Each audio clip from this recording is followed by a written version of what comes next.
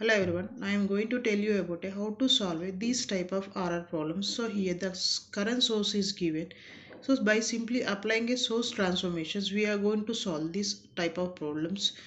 And here the switch is going to close at t is equal to 0 condition, and the switch get closes and apply a source transformation. So when you are going to apply source transformation, this current source is in parallel with the 1 ohm resistor. Now it will be equally converted to a voltage source.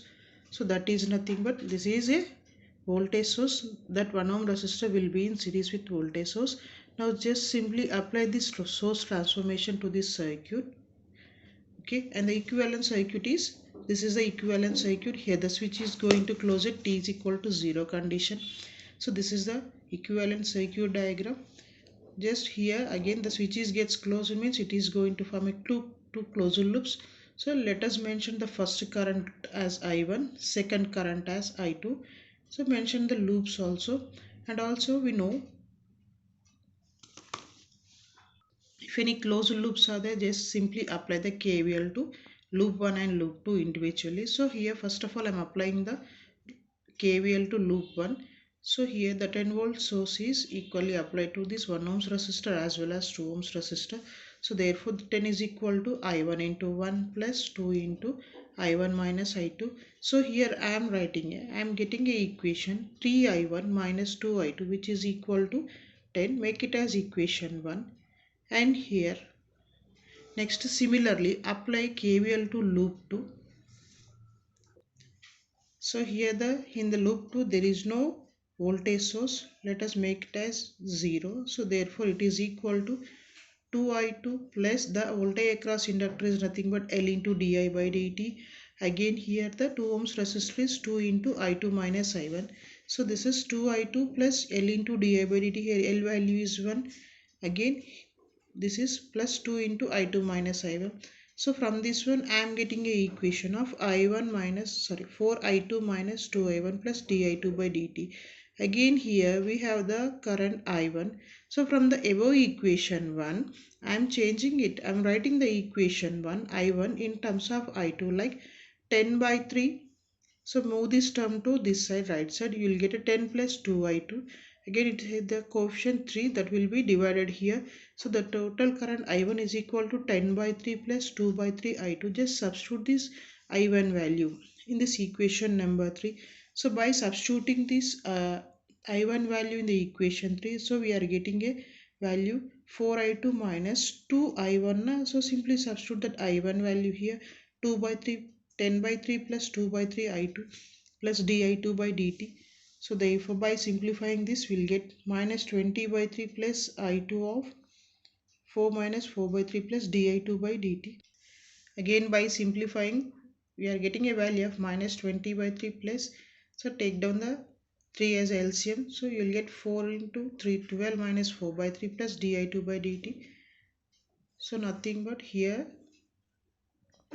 so this is the equation we are getting 8 by 3 I2 minus 20 by 3 plus di2 by dt. So I am writing this equation in differential equation form. First of all add the differential term di2 by dt plus 8 by 3 I2 plus 20 by 3t. So here this is the first order differential equation. Here we are using only one reactive element, so we are getting a first order differential equation. So here the right hand portion is, it has some constant, so therefore this equation 4 is in a non-homogeneous form and it has a solution of two components. One is complementary function plus one is particular integral, and we know the complementary function which is nothing but k into e power minus pt. Here where p is a 8 by 3 value, q is a 20 by 3 value, simply substitute that values in this equation. So you are getting a k complementary function which is equal to k into e power minus pt. P value is minus 8 by 3. Similarly write down the particular integral value, so which is e power minus pt into integral of q into e power pt dt. So p value substitute it as minus 8 by 3. Again substitute q value as 20 by 3. So by simplifying this I am writing this 20 by 3 as a constant here. So e power minus 8 by 3 here. Again integration of e power this 8 by 3 is nothing but e power 8 by 3 by 8 by 3. So here I am writing this term 20 by 3 into denominator of 1 by 8 by 3 is nothing but 3 by 8. Again e power of minus 8 by 3 into e power of plus 8 by 3 means both term will get cancelled. We'll get a value of e power 0. So e power 0 is nothing but 1. So by simplifying this, we'll get a value of 5 by 2. Therefore, the total current I is equal to, so which is a complementary function plus particular integral. So complementary function is k into e power minus pt, nothing but k into e power minus 8 by 3. The particular integral, by simplifying, we are getting a value of 5 by 2. Therefore, the total response is k into e power minus 8 by 3 plus 5 by 2. Make it as equation number 5. And this is not the total response because here the unknown parameter k is there. Again, to find out this k value, just apply initial conditions.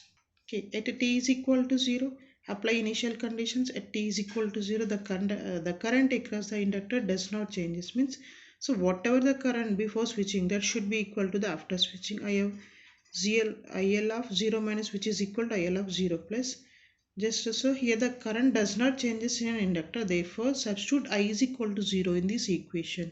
At t is equal to 0 condition, 0 plus conditions. Simply substitute that 0, which is equal to k into e power minus pt. T value is 0, so e power 0 plus 5 by 2. Therefore, you are getting a value k is equal to minus 5 by 2. Therefore, the overall solution is I is equal to k into e power minus pt. K value is minus 5 by 2, e power minus 8 by 3 plus 5 by 2. So here take down the 5 by 2 term as common. So here I is equal to 5 by 2 of 1 minus of e power minus 8 by 3. Here by simplifying this 5 by 2, we will get a value of 2.5. Therefore, the total current in a given RL circuit is nothing but 2.5 into 1 minus e power of minus 8 by 3 t amperes. Thank you.